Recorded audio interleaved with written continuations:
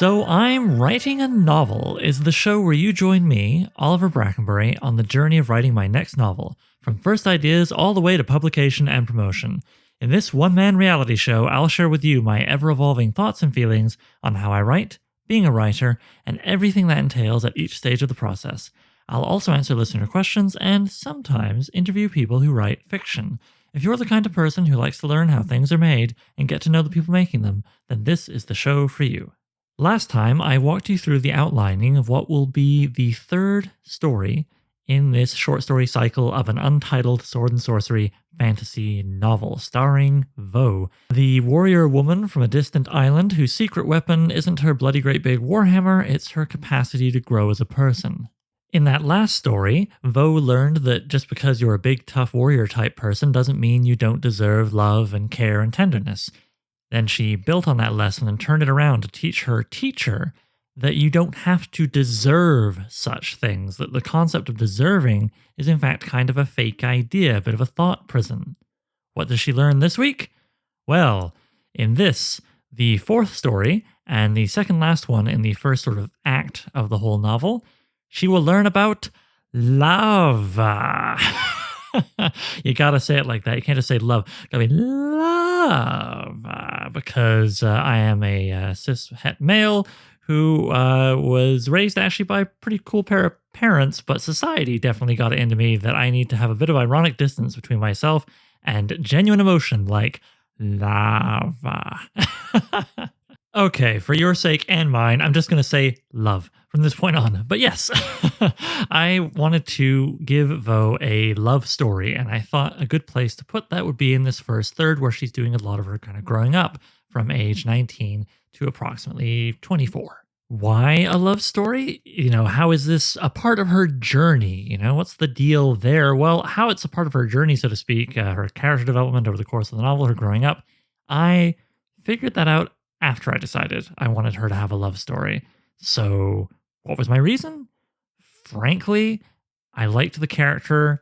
I felt, especially because she's younger and learning and kind of coming up, I felt like it's part of growing up for most of us, certainly is some point, whether it's just an embarrassing crush or a full-on love affair and you spend the rest of your life with that person. Like, it's something we all go through, and it felt a bit weird to omit that from this character, even though sword and sorcery characters, by and large, are not the stars of like romantic stories. Most of the ones I'm familiar with, there might be some love in the story or kind of a love interest, but it's never really the centerpiece of the whole thing. Like, it can be a source of tragedy. You love someone, but it can't happen, and or they wind up dying because of your actions. That's a classic one with Elric, Michael Moorcock's albino adventurer. With Conan, he often has cool, sexy women who like join him on adventures, and that's awesome, but they're gone by the next story. Or in some of the lesser tales, unfortunately, the women are just kind of prizes at the end. Again, they're usually gone by the next story. In fact, they are always gone by the next story. I don't know why I'm saying usually. And a pleasant exception to this that nonetheless doesn't tend to put the romance front and center would be my beloved Big Guy, Little Guy team, Fafford and Grey Mouser, Fritz Leiber's guys, who do have each of them a daisy chain of intriguing and amusing partners who each bring something special to their lives before leaving, until the very last pair of women that each of them wind up with in their sort of older age in the last two books. But that is, boy, is that the exception. And even there, the women kind of like are woven into their greater adventures. It's not about them falling in love with them. So I want to tell a love story, but once I actually get into the meat and potatoes of what the story is about, what happens, etc., can I keep it a love story, or does it get twisted into something else? Let's find out. Aside from the whole love angle, what else is there in this story? Well, there's the title of this story, The Boy and the Blacksmith. And you better believe that blacksmith is Vo, who is the daughter of a blacksmith, and in my mind definitely learned some of the trade, didn't become a master, before her parents both died, and she chose to leave the island and go off and lead a very different life indeed. I saw this story as taking place after Vo leaves the army she's serving in the previous story, Monstrously Slow, and so she's got to make a living. What trade does she know? What can she do that isn't fighting? Well, blacksmithing, right? Okay, cool. So I'm seeing her in this story. We're going to open on it probably with her being a blacksmith in a small community that is perhaps lost their blacksmith recently, enough that they still have the workshop and the tools for her to pick up. I enjoy the idea of Vo being a blacksmith for at least a little bit in her adult life, not just because of the connection to her mother and all that kind of thing, but because, well, remember, she has vowed to hunt down the wizard that stuck her people and the other people with whom they were feuding on the island that she only just escaped recently, 300 odd years ago. And so, yeah, at this stage in her life, her sort of uber quest over and above everything else, which is trying to survive and get by, is to hunt down and kill that wizard. And that was in my mind when I came across something really neat in a research book I've mentioned before, Daily Life in the World of Charlemagne. And the quote is this from page 146 of that book. The smith, fusing their metal in a shower of sparks to produce elaborate weapons, was depicted as a sorcerer, a figure to be admired and feared. These artisans were as scarce as they were celebrated. The quote continues, I'll skip ahead, and then I like this bit because of my parents being goldsmiths, mentions how a blacksmith named Wieland, a famous blacksmith, had as much skill in working with jewels, gold, and silver as he had in forging swords. When aristocrats wanted some precious object made, they gave ingots and slabs of gold from their store in their castle's chamber to the goldsmith. Yeah, so there's a kind of cute irony to the idea of the blacksmith's skills and what they do being seen in such awe that they're almost seen as like a sorcerer, given that Vo is in the business at this point of hunting one down. I like that a lot. And so I'm thinking that what gets her to the setting of this story, which for some reason in my mind was kind of a Syria, kind of a northern Syria, is that after the battle in Monstrously Slow ends disastrously for the empire that her and her mentor serve, maybe the mentor is dying, or he's like, I'm going to go back to the army, and Vo's like, I don't think I want to do that. Maybe he says, the last news I got from my home where I was recruited for the empire was that the blacksmith had recently died. Go there, my family are important there. They could help connect you with that trade, and that would give you a way of earning a living, and you would live far enough away from the people who know you in the empire that you could probably slip under the radar and not have to be a soldier anymore. So, okay, that's how she gets there. Good enough. Where am I going to work that into the story? I haven't decided yet, but I have a scene that would make a lot of sense for that. So, okay, so Vo has traveled to this place. She wants to try and start a different life. She still is not really pursuing the wizard too hard because she hasn't really had the option, right? She hasn't had the language skills even really to start with. And then in the army, she learned more language skills and how to fight and how to be disciplined, not just like a big brawler like she is in the original story. She also learned the lessons I already mentioned, but ultimately realized like, hey, I don't think I want to serve this big, horrible empire. So she's now got to find refuge and a way to pay the bills again. The realities of life keeping you away from your quest. And here is a guy who has to work a day job talking about a thing he's writing. Parallels. Insert mandatory but not really mandatory joke that is an excuse for me to mention the Patreon, which is found at patreon.com/so I'm writing a novel, a great way to support the podcast and the novel and the novelist. Anyway, so who is going to be the point of view character in this story? Because remember, I don't want it to be Vo. I want you to see Vo through a variety of different people and their perspectives over the course of the first act, maybe even longer, but definitely this first act. Well, I was thinking, why not be Loverboy? Why not be the guy that she falls in love with? Which leads us to the obvious question of who might young Vo fall in love with? At this point, I think she's about 21, maybe 22 at a stretch. Well, don't have to be too exact here. Well, I would say someone who feels the same as her regarding the importance of acting in good faith, someone who also craves, meaningful and final resolution to life's problems, who also believes in a just world way of thinking. You do a thing, you should be punished. That's how it works.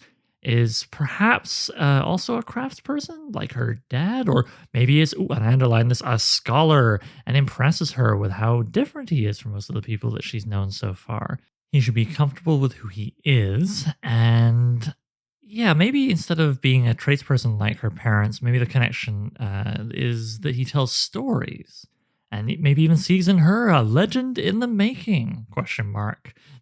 And if he's a curious person, then she can not only relate to him, but also appreciate his asking her about herself. That also works out for me, Mr. Writer over here, because that way I can have an excuse to have a character just say what their deal is as another one asks them about themselves. Yep, a little trick. Ultimately, I know I really want to make you like this boy so that you care if and when he's in trouble in this story. So, yeah, the whole thing about making someone likable, sometimes it is a good note. Thinking more about the whole blacksmith as sorcerer thing I just blabbered about a moment ago also helped me figure out another important character for this. Remember, I mentioned the whole, aristocrats will bring precious metals from their holds to the blacksmith so they can make something cool for them because, the blacksmith doesn't have a vault full of materials. Also true in real life of goldsmiths. A lot of people in the village where I grew up seem to assume my parents had Aladdin's vault in the basement. Sorry, thieves, they do not, and never have. Not that that stopped 5-year-old Oliver from telling outlandish lies to other kids at the bus stop about why he didn't have any brothers or sisters, which was a little strange in that village at that time. Unusual, anyway, by the numbers. So I don't know. Apologies to anybody who I convinced that the mob had killed my brother because my parents would not give the mafia their gold. Yes, the Canadian rural mafia who wants gold. Anyway, the aristocrat who brings precious metals to Vo the blacksmith to make something out of them, I'm thinking, what if he's the villain? Yes, what if someone upper class is a villain? There's something I've never gone to before. Whatever, it's pretty traditional in sword and sorcery. Feels pretty okay to have a scheming noble type guy. Okay, well what's his whole villainous thing? Well, see, this comes back to the title, The Boy and the Blacksmith. You see, there is a misdirect going on there. You would assume, quite fairly, that the boy is who the blacksmith, which is going to be Vo, falls in love with, and so on and so forth. Well, no. I'm going to ruin that right here, right now. To me, the boy would be a younger boy, a younger brother, let's say, of the person that Vo is in love with, who finds themselves in a calamity, which sparks adventure, as then the boy must be rescued. And I'm thinking maybe the aristocrat, for reasons, at this point, I figured out, we'll get to that in a moment, ends up kidnapping the boy. Maybe we open on a shot of Vo working the hammer, our POV, lovey boy loving her, thinking of how she came to town, and how the smithing really elevates the status of the village, back to where it was before the blacksmith, previous one, left or died or whatever. Yeah, all is well and great. And then the aristocrat has stolen the boy. Oh no, now what do we do? Yeah, okay, all right, I got the beginning of some kind of action here, some kind of plot. Obviously, this needs to be fleshed out, but I like the idea of an aristocratic villain. I like the connection with the blacksmithing thing. Okay, let's keep going. I see here my earliest idea in the denim notebook here was that the aristocrat might flee towards his iron mine nearby with the boy after Vo deals with his bodyguards, ? And as he knows he has many soldiers there to, carve up Vo like a Christmas turkey. Thus, the race would be on to deal with him / rescue the boy before he gets there. And Vo needs Loverboy to come with her, as she doesn't know the train. All right, this ends up changing, but I think I'll share it here with you now because it's, the initial sort of shape of a plot, maybe, beyond Vo is blacksmith and boy is there she loves. Right. Then I had to put the notebook down for a while, and sometimes this happens. You get distracted by life, and in the meanwhile, I had something come across my radar on Twitter that I thought was a pretty neat thing, and I want to have it worked into this story somehow, if only because I really strongly agree with it. That thing on Twitter was a tweet, of course, by @TomMcHenry, spelled like it sounds. Neat guy, does a lot of cool comics, and he also watches a lot of movies and has thoughts about them. Here is one of those thoughts taken from a thread he tweeted about the Terrence Malick film Days of Heaven, starring Richard Gere and Brooke Adams. All the dipshit sex scene in film discourse makes me grind my teeth, but where are the movies that have even the erotic charge of Gere washing Adams's calves in the river here? Seeing just playful want and hunger for a person's body in even small gestures. Where did that go? Now, of course, like any broad statement, there are exceptions. You can see stuff like this in, to pick a good movie from recent times, A Portrait of a Woman on Fire. But yeah, by and large, you don't see this very often in mainstream films. Look at any of the romances in any of the Marvel movies. None of them are particularly deep and certainly lack anything what you would call erotic or filled with playful want. I'm not looking to write erotica, but I would like this to feel real. So I make a note of this and decide that, like, I want to have a moment or moments like this with that kind of playful want. That really makes me think of young love. Playful want. That's nice, those two words together. And it's no secret that a great deal of storytelling comes from two competing wants, which brings me back to sort of the base tension of this story, which is that Vo, has dedicated her life to hunting down that wizard and killing him, and broadly speaking, wants to be a capital H hero, but that's not very compatible with being a blacksmith and settling down with this lover boy. So that's the tension. We know she won't stay because there are more adventures. It's not the last chapter of the book. So what's interesting is, why won't he leave? And what exactly gets us to the point of decision with her going, I love you, but I'm out of here? Thinking about this stuff helps me realize that this is not going to be the story of Vo falling in love with this guy. We don't have a lot of time. We have approximately 5,000 words. If we have her falling in love with him, and then, it's ultimately about how their relationship ends. That's a pretty fast relationship, and it's pretty hard to believe in the depth of their feeling, as much as young people do sometimes really get into each other real quick. And older people, frankly, it happens. So again, like rewinding a tape, I find myself coming back to that opening moment. We open on Vo content. She's been here for a little while. The falling in love has happened, and she's in love, and it's great. And she's the fill-in blacksmith, and she's contemplating staying to make a life with Loverboy. Perhaps she even feels put off trying to be a hero by the events of the previous stories. The very first one where she escapes the island has some pretty upsetting stuff happen with the blood tornado. The second story was a very confusing series of events for her. It wasn't as clear cut as stories promised her. And the one with war, well, that was a grisly grind. That would put you off, maybe. So yeah, this is where her head's at, and we see her through the eyes of Loverboy, the boy who loves her as a very young man does. In fact, let's make him even a little younger than her. Maybe he's 19 while she's, like I say, 21, 22. We'll close on Vo grinning, having saved Loverboy's little brother. And though Loverboy is grateful his brother has been saved, they are also heartbroken because they know that saving his younger brother has rekindled her desire to be a traveling hero. And he can't leave because he has obligations to his family.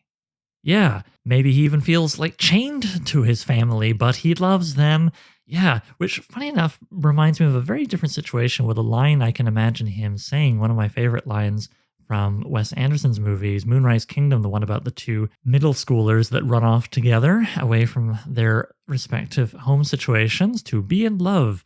And, the boy is an orphan. The girl has parents that drive her up the wall, and she loves reading fantasy stories where the main character's parents are dead or otherwise removed from the picture, which sounds great to her with her annoying parents.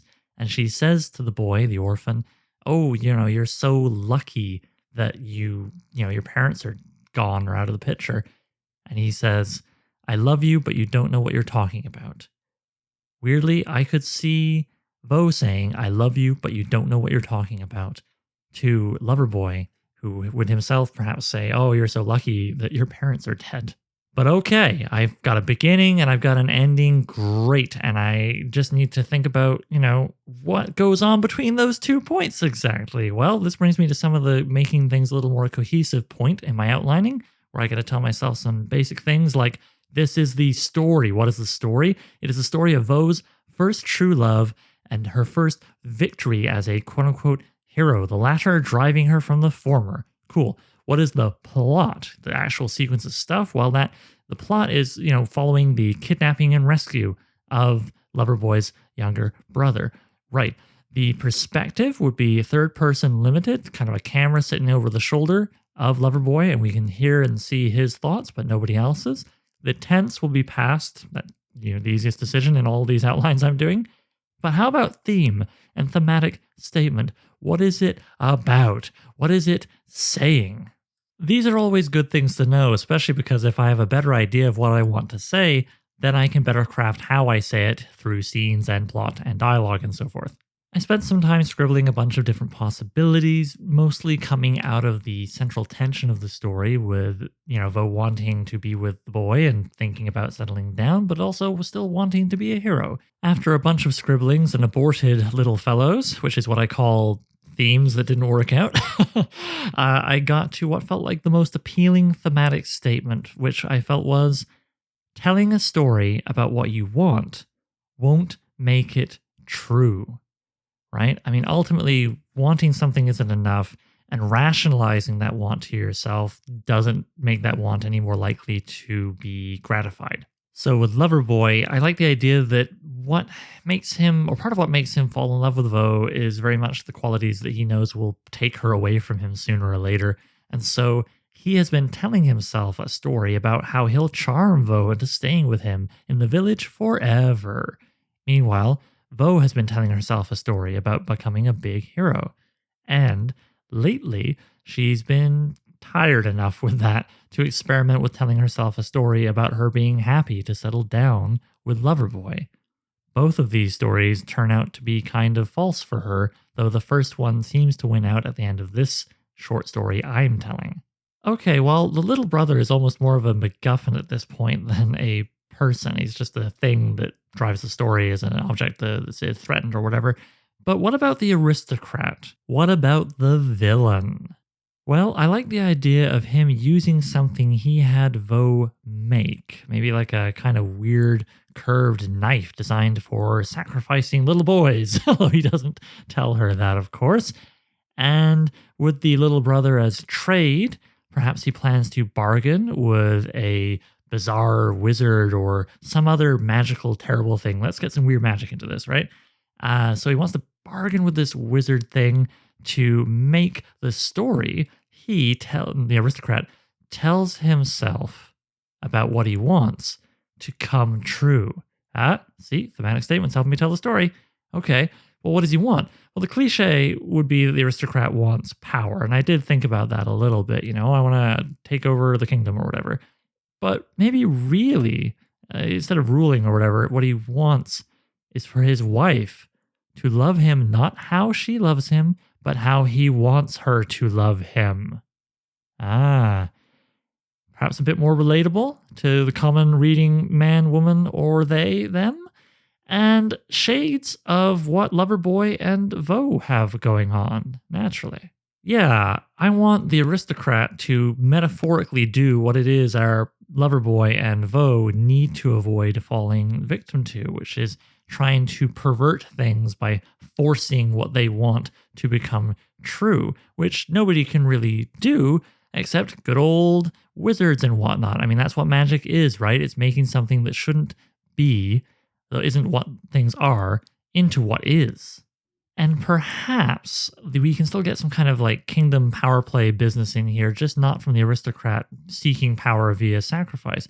Perhaps instead, what he wants here makes him vulnerable to being misled. Perhaps a rival noble.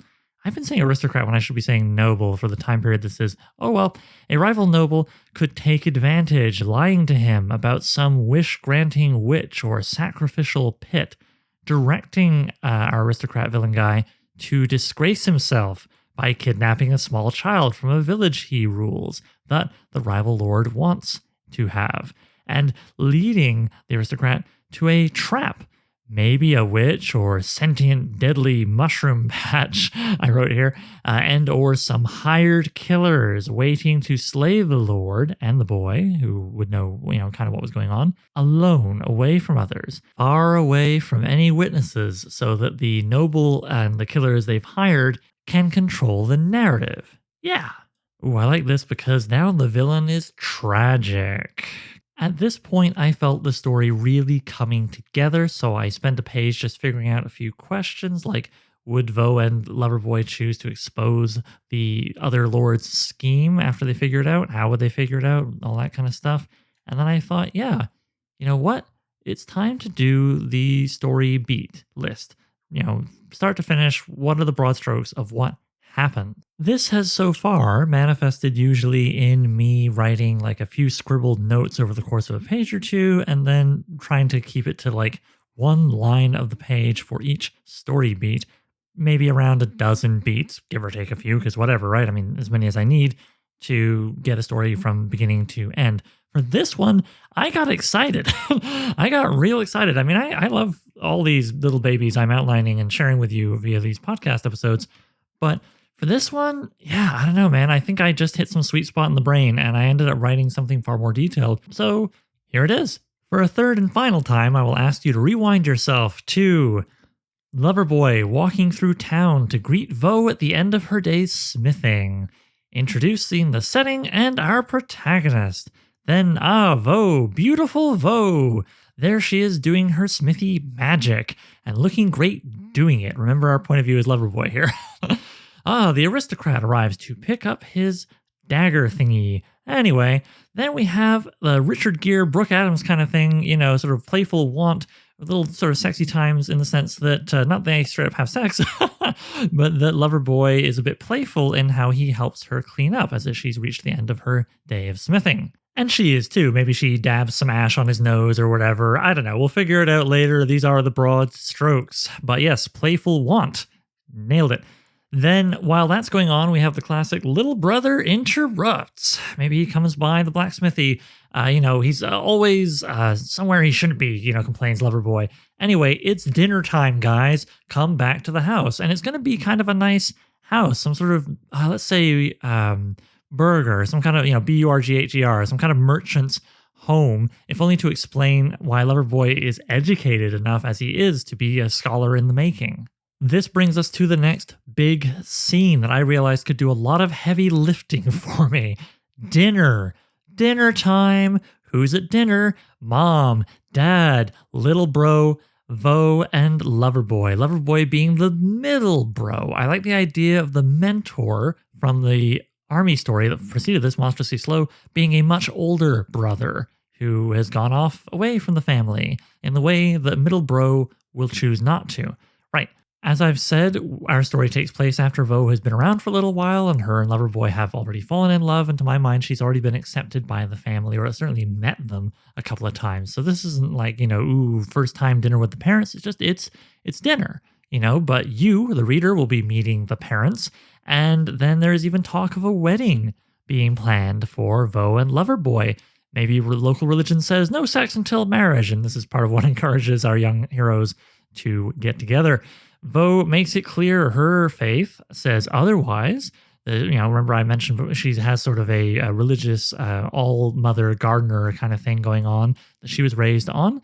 And, maybe they have some saying like seeds must be planted or something. I don't know. We'll come up with something better later. Remember, this is the outline stage.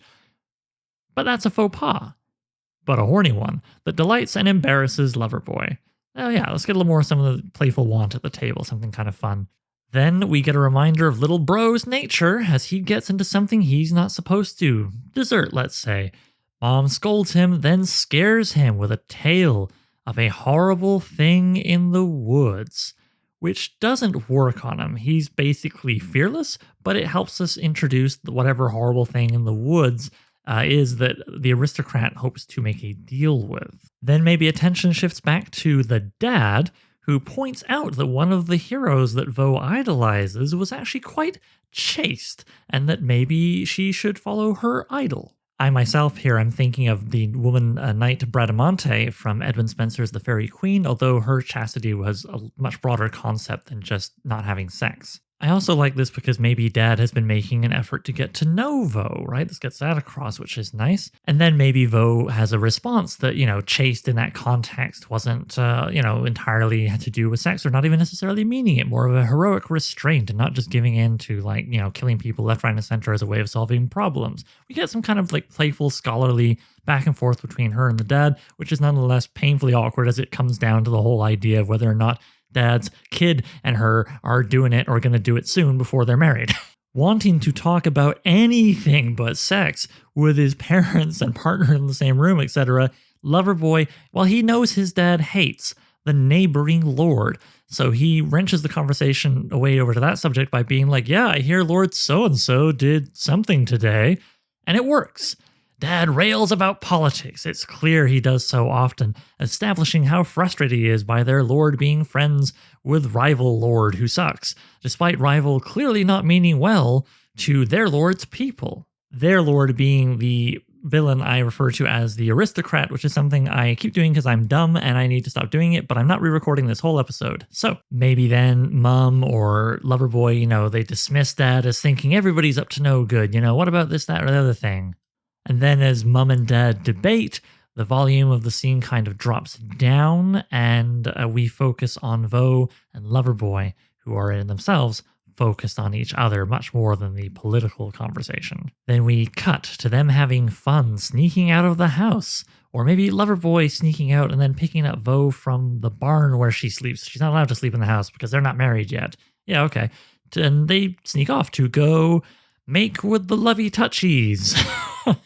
Which raises up an interesting question. Has Vo had sex before this story?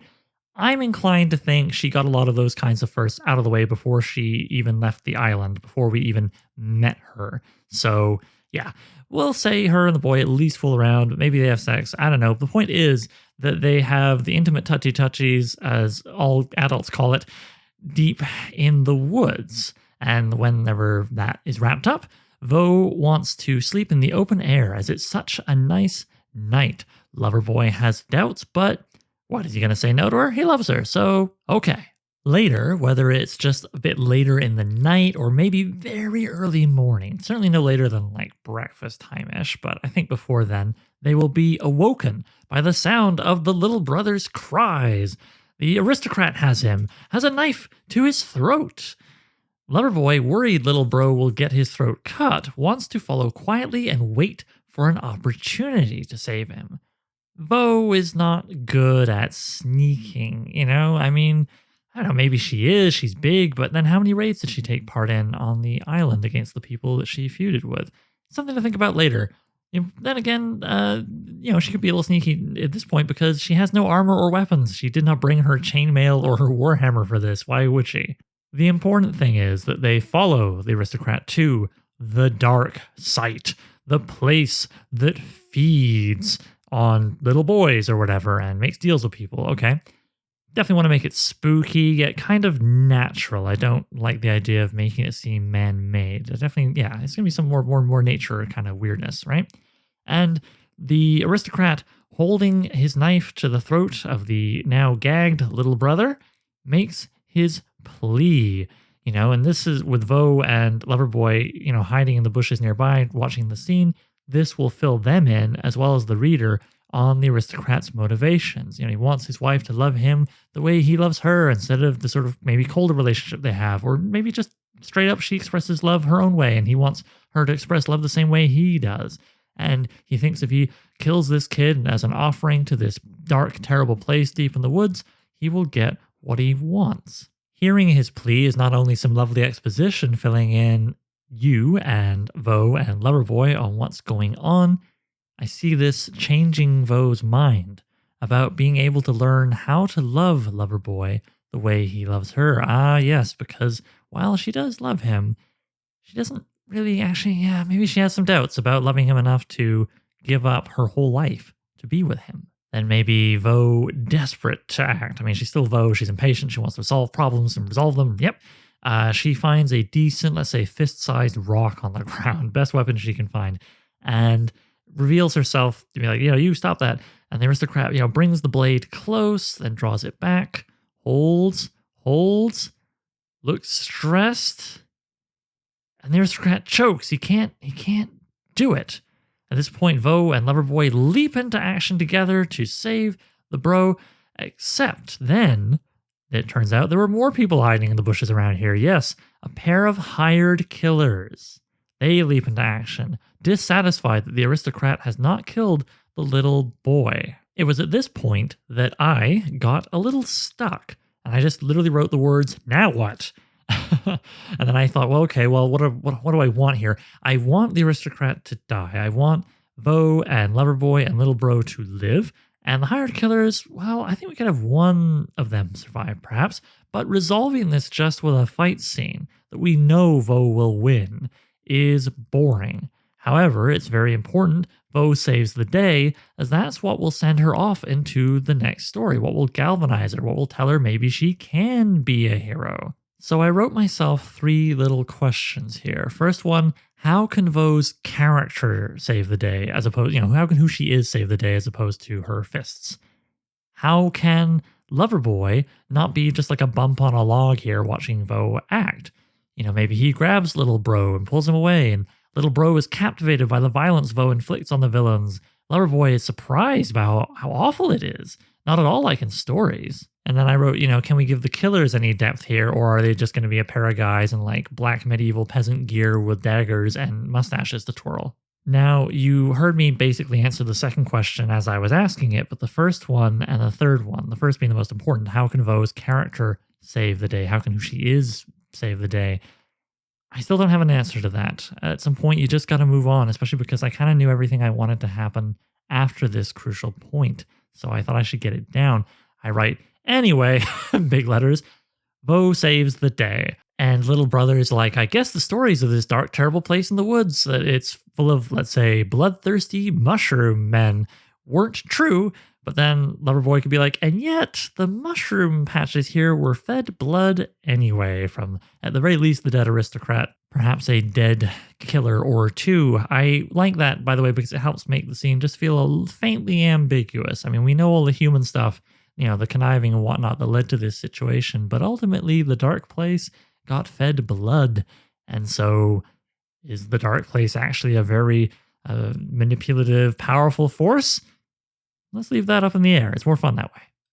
On the way back into town with little bro and perhaps one of the killers captured, maybe we can kind of foreshadow that Loverboy sees where all this is going. Maybe they pass through the woods, the part of the woods where they made love and slept, and it looks less glamorous in the daylight. More like the peak of their time together than the first day of the rest of their lives together, right? Then in town, Vo is celebrated. Little brother thinks she's great.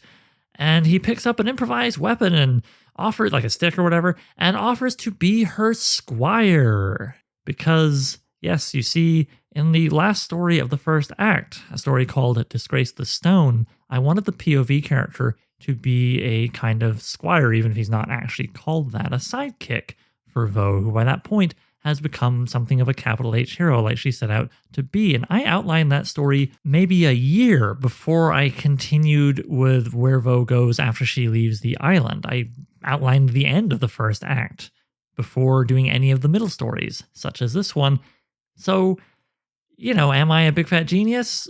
I'd like to think so, but not here. Here, I basically had set something up and I saw a way for this story to lead into that story that is cool, but also just works as its own ending, right? Like if you just read this story, not having any idea what was coming next, and you were like, oh, the little brother says he'll be a squire to Vo, who's become the hero she wanted to be by saving him, that would be just like a sweet ending. Never mind continuity, right? But if you read the next story and you see him show up and they've been traveling together for a couple of years by that point, cool, little reward. The important thing is that was me just going, oh, neat, I can join some stuff together, not that I made this story bend to continuity I felt I had to have going into the next story. The next story, Squire, could have been from anywhere.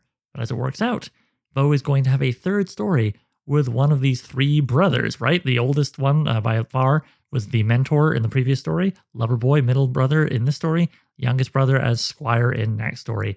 Didn't plan it, came together, felt natural. I like it. Hopefully you like it too. So yeah, little bro's like, I'm going to be your squire, and Vo feels the call to adventure. Vo decides to take the captured killer and use what they know to expose the neighboring lord, the rival lord, for what he has done here. But Loverboy isn't that kind of person to get involved with this kind of thing, He's like, hey, I love both of you, my little brother and my lady.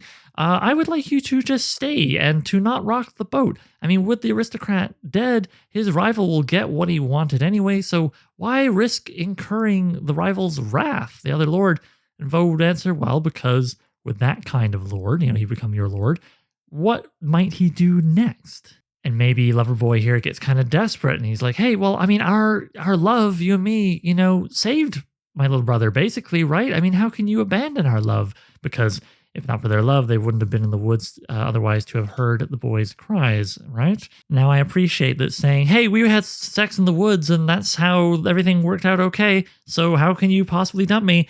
Is not the best argument, but remember, he's desperate and he's 19 and he really wants what he wants to just be true, but he can feel it slipping through his fingers, which is, he wants it to be true that she will stay and be with him forever. But yeah, and that's plainly not happening.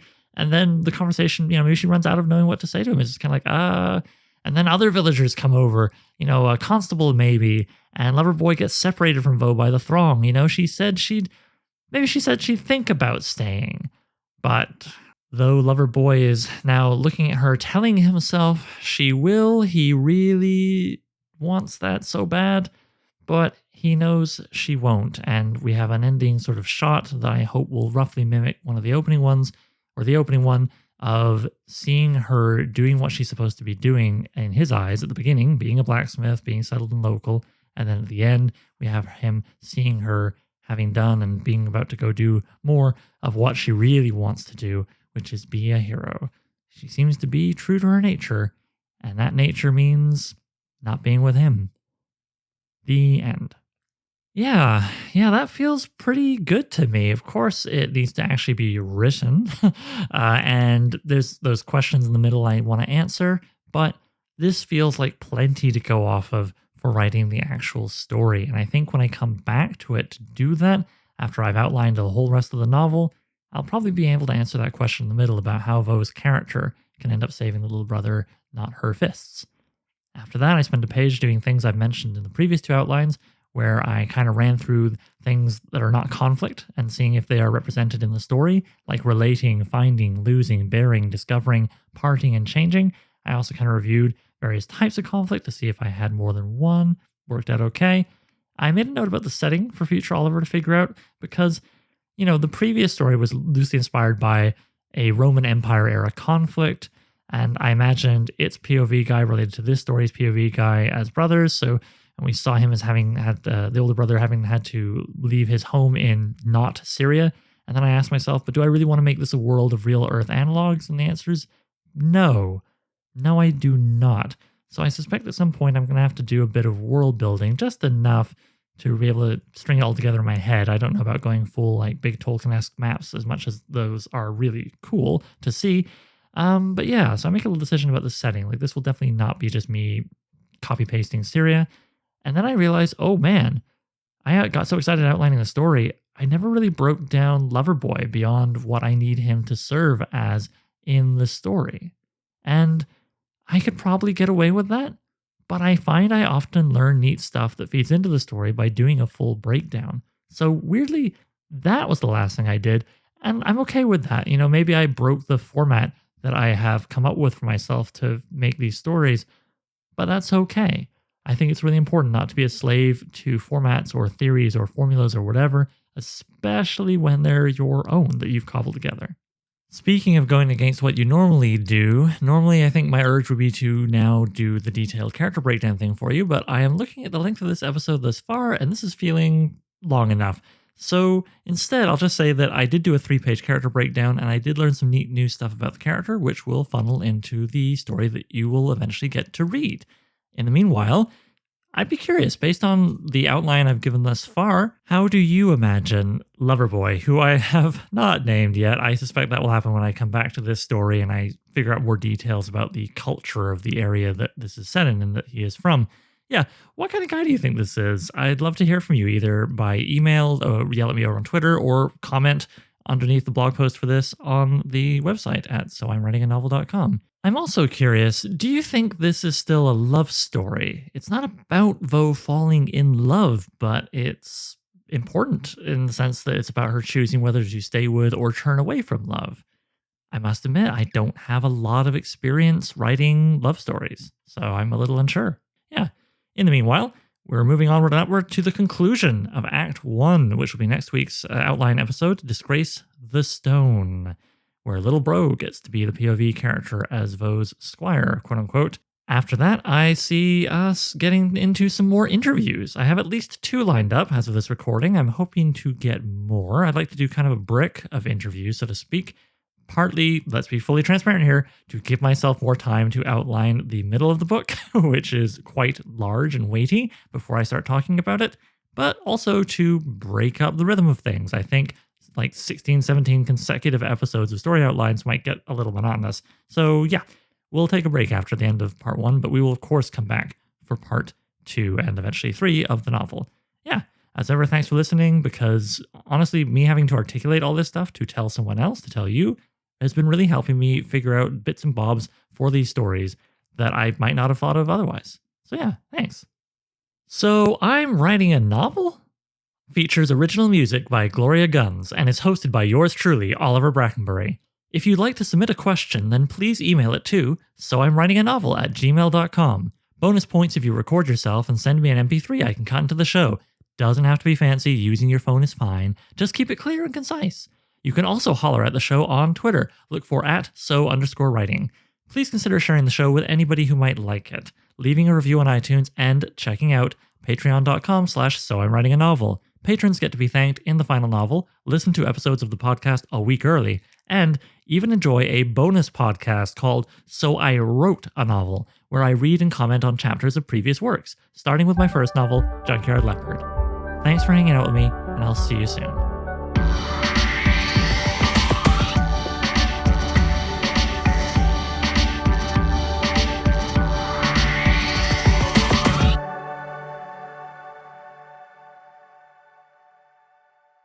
And I like the idea that he's comfortable with who he is, which also fits into the whole, yes, it fits into the whole meow.